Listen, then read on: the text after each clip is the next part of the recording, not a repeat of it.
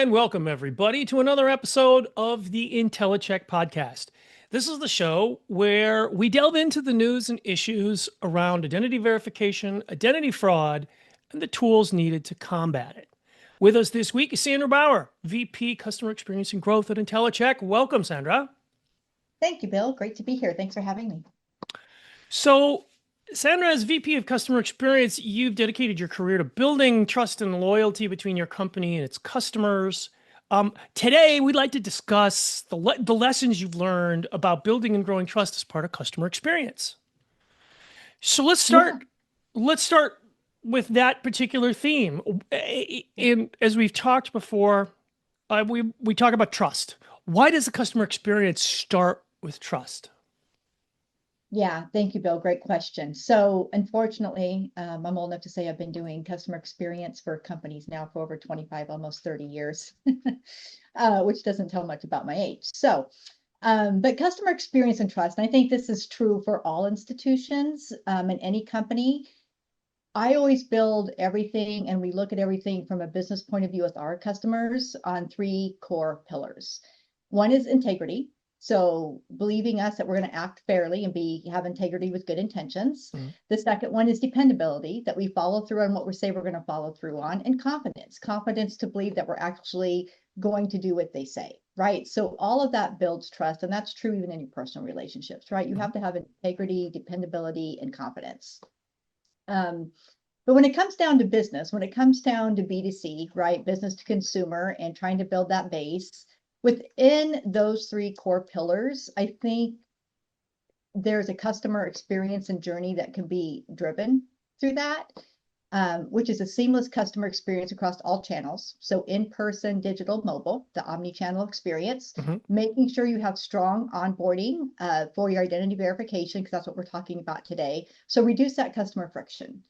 And that customer friction can be taking too long to fill out an application or the account lookup, avoiding account takeovers, a number of things that identity verification provides value to the business that keeps your customers secure. You want to lower fraud losses, not only for yourself, but for your consumer. And all of that increases long-term trust and loyalty. So that seamless across consistent experience of onboarding, that's really part of the integrity piece. Right, that's going to drive that integrity. Faster onboarding and reducing that customer friction is really about dependability, right, through all omni channels.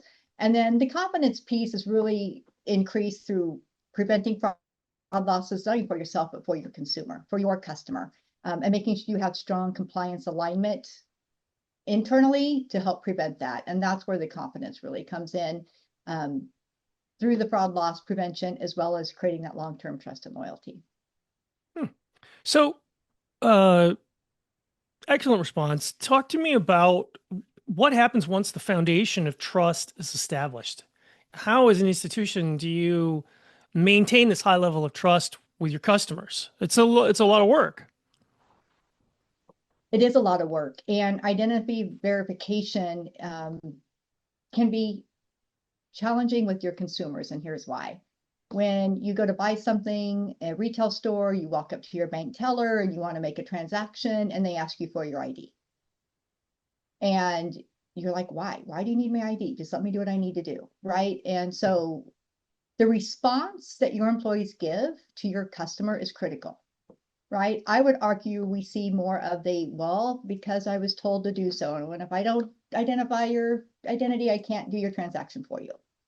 Versus reinforcing that trust with the customer every single time, informing them, doing that sales enablement, doing that training of your people that are feet on the street, talking to your consumers every single day, and making them understand that we are trying to protect their personal data, right? Fraud is at an all-time high with AI and selling of barcodes. Believe it or not, people are out selling their barcodes, right? So somebody can sell their barcode, put your information on the front, and they're impersonating you, and you don't even know it. The number of data breaches over the past several years, United Healthcare, when they had their huge data breach a few years ago, driver's licenses, front, back, all your information is out there. If you were ever had United Healthcare as health insurance, you're out in the dark web, right? So I believe all companies are taking identity verification more seriously in their fraud prevention strategy, because if we can verify identity as the first step, that prevents you getting all the way through the process or to the end. And we make sure not only protecting ourselves as the company, but more importantly, you as our customer. That makes a ton of sense because it's sort of a two-way. I want you, my customer, to trust me, but I got to trust you as well. And so that shows sort of the value that identity verification um, sort of plays in this role. But is that something that needs to happen? Do you think the trust needs to be mutual? Should banks or at least other environments, what additionally can be done to create an environment where the customer feels trusted by the bank or other financial groups? Yeah, well, so yes, trust has to, that is what trust means. It's mutual. You can't have a relationship, and you want a relationship with customers, not just a transaction. And so that's why the trust has to build mutually.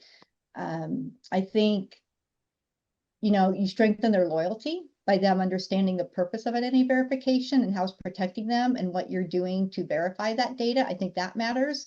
The communications, I think they see you as having a shared goal in their interest, right? And you mentioned banks and financial institutions, which is one of the primary verticals that we serve.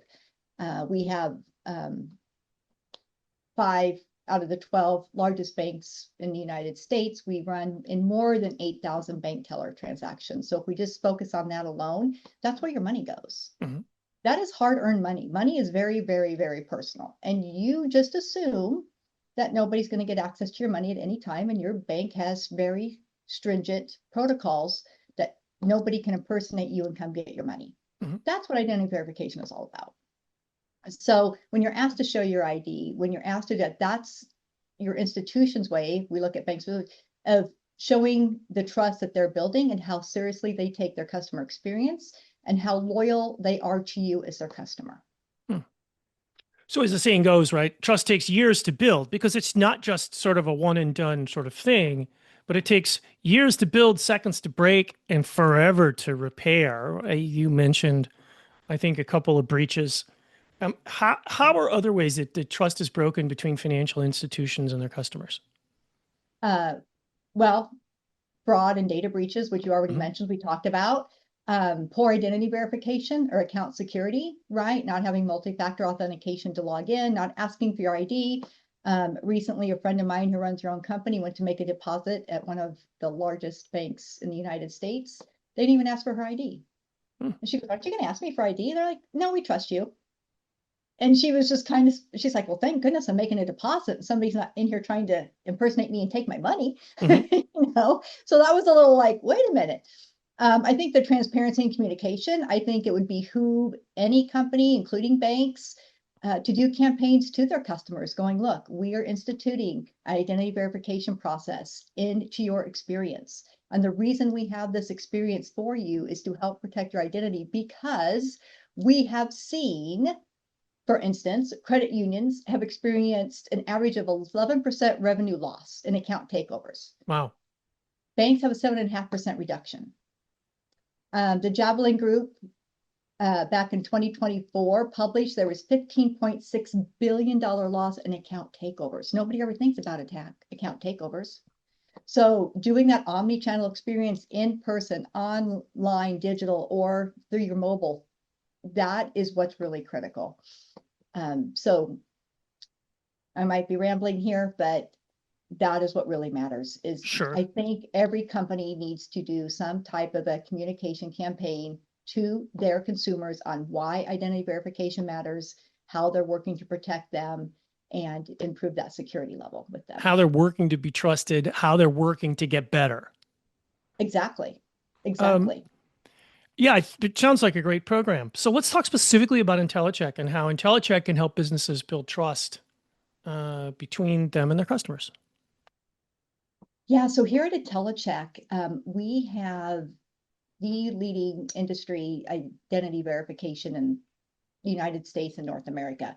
Mhm. We were just awarded one of the leaders by IDC this past week. You can go find it out on our website and read the report on why Mhm. identity verification actually matters. What makes us unique is the barcode on the back of your ID. Not only does it have what's on the front of the ID, height, weight, hair color, eye color, etc., but it also has hidden security features in that. We work exclusively with DMVs to understand what those security features are. So when we scan the back of that ID, not only are we gathering that core data, but we know whether or not that barcode has the encryption that the DMVs have put in there.